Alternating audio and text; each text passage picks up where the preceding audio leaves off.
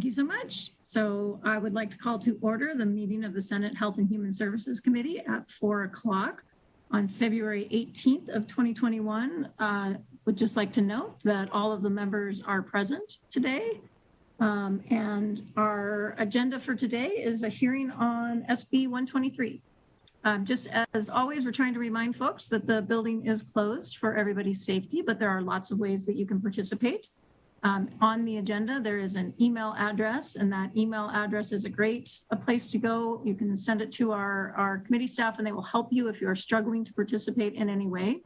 If you go to the legislative website, there's a help bar on the top of every page, and if you click on that help bar, it'll tell you all the ways that you can participate. Those include registering for the meeting and being able to provide public testimony over the phone. Or you can go to an opinion poll and let us know if you support a bill or oppose a bill and why. Or you can send in written testimony, and if that testimony can be either added to the public record or not, depending on your preference. So with that, hope that everybody is figuring out how to participate, and if you aren't, feel free to reach out to me personally. I'm going to go ahead and open the hearing on Senate Bill 123. This bill will be presented by one of our very own, Senator Spearman. Thank you, Chair Ratty. So good afternoon, Chair Ratty and committee members. For the record, I am Senator Pat Spearman, representing Senate District 1. And today I'm here to present Senate Bill 123. The 1997 legislature created the Nevada Silver-Haired Legislative Forum to identify and act upon issues of importance of aging persons. Its membership, powers, and duties are codified in Nevada Revised Statutes 427A.320 through 427A.400. The forum is comprised of members equal to the number of state senators, which is 21, who, among other requisites and qualifications, must have been a registered voter for 3 years preceding their appointment in the senatorial district. The senator who nominates them is tasked with making sure that this happens. And I failed to do that the first time, but I got it right the next time.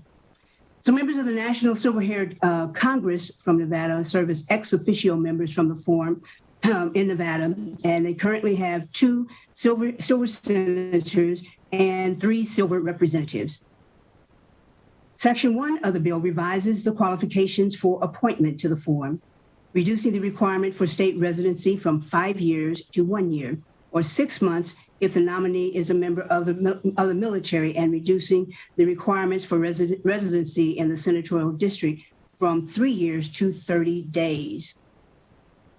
Section 2 revises qualifications for a member of Congress who is a member of the Congress, Silver-Haired Congress, who is an ex officio member of the forum, to vote by reducing the requirement for residency in the state from 5 years to 1 year, or 6 months if the ex officio member is a member of the military.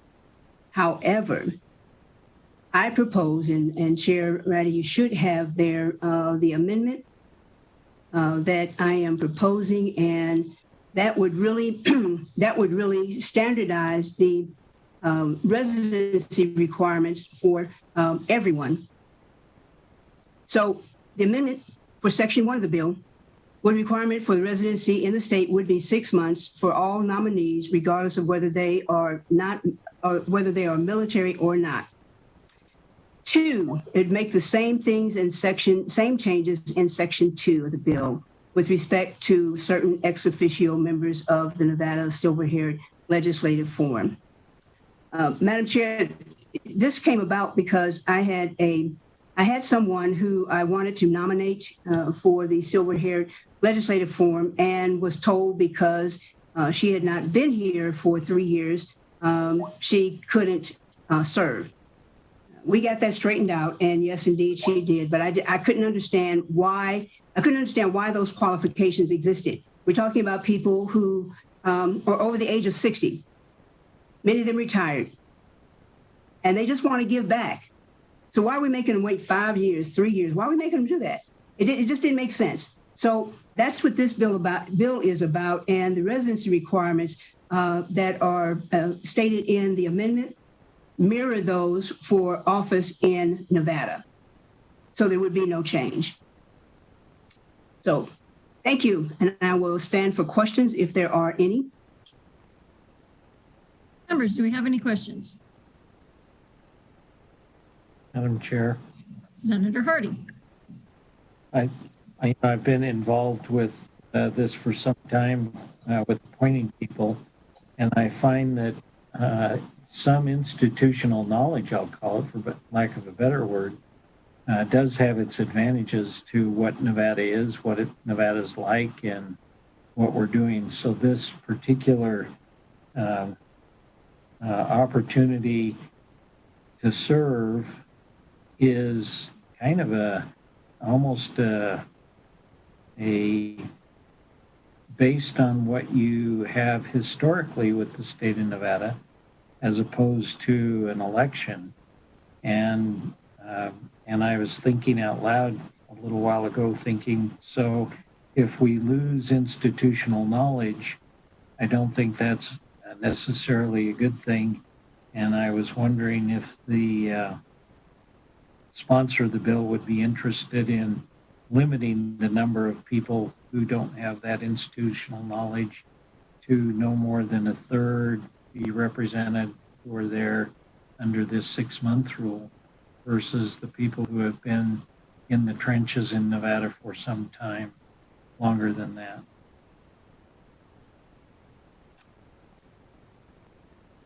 Senator Hardy, through Chair Ratty to you. I hear what you're saying, but I'm not sure that I'm willing to do that. Here's the reason why.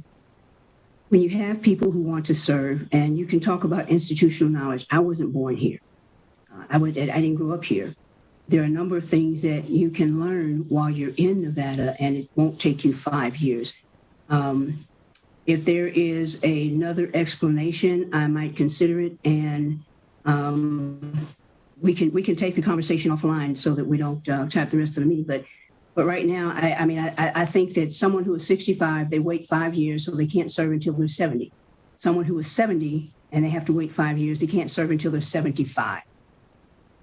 So I understand the institutional knowledge, and maybe there's some things we can do with respect to who comes on and who goes off to make sure that there is institutional knowledge. But I think the same thing really happens with us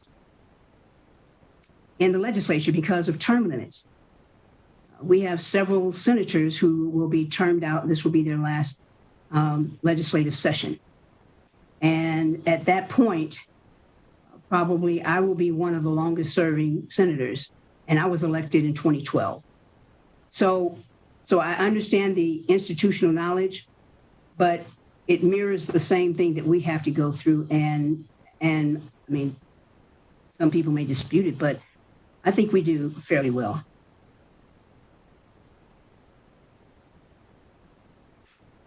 Any additional questions?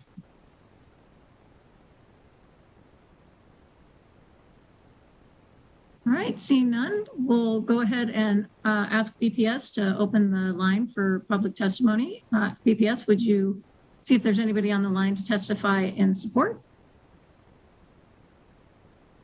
Chair, at this time, the public line is open and working. However, there are no callers. I'm just going to give it a minute because this hearing has moved relatively quickly. So we'll just give it a second to see if anybody's trying to get in. We don't have anybody registered. Please let me know whenever you'd like me to check again.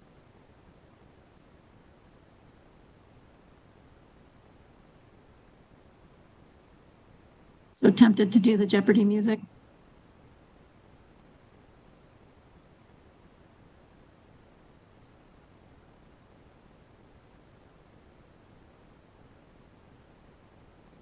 Okay, how about we check again? Thank you, Chair. At this time, there are still no callers in the queue. All right, so that would mean there's nobody in the queue as well to testify in opposition? That is correct.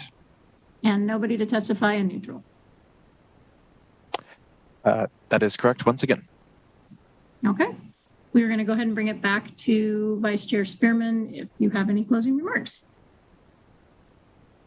Thank you, Madam Chair. As I stated to Senator Hardy, I am open to listening to his rationale, but right now I'm not willing to change. If I do, I will certainly let you know in time before the work session. I really appreciate you all considering this bill. And like I said, the person that I wanted to serve had been in, excuse me, had been in business and industry for about 30 years and had a lot of knowledge. And wanted to serve in Senate District 1. So that's really the reason that I bought it. I don't want to disqualify anybody who is otherwise qualified from serving in the silver-haired legislative form. And I don't know that we have, excuse me, I don't know that we have the same requirement for the youth legislature or any other appointment, but I'm willing to consider it. We can talk about it. So thank you, thank you, thank you. That's all.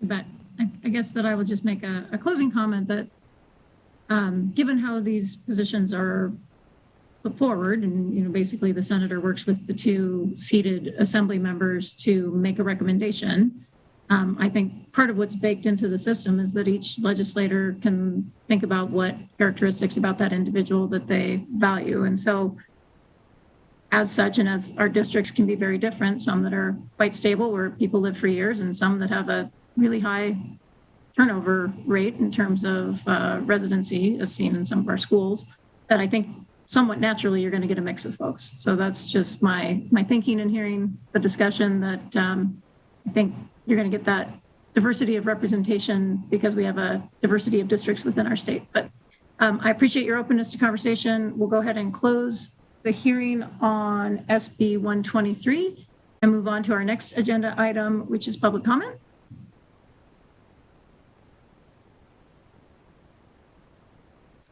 Chair, at this time, there are still no callers waiting in the queue for public comment.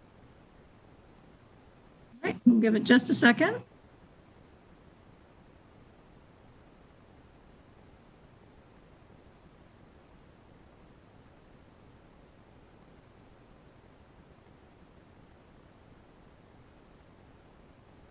Has anyone joined us?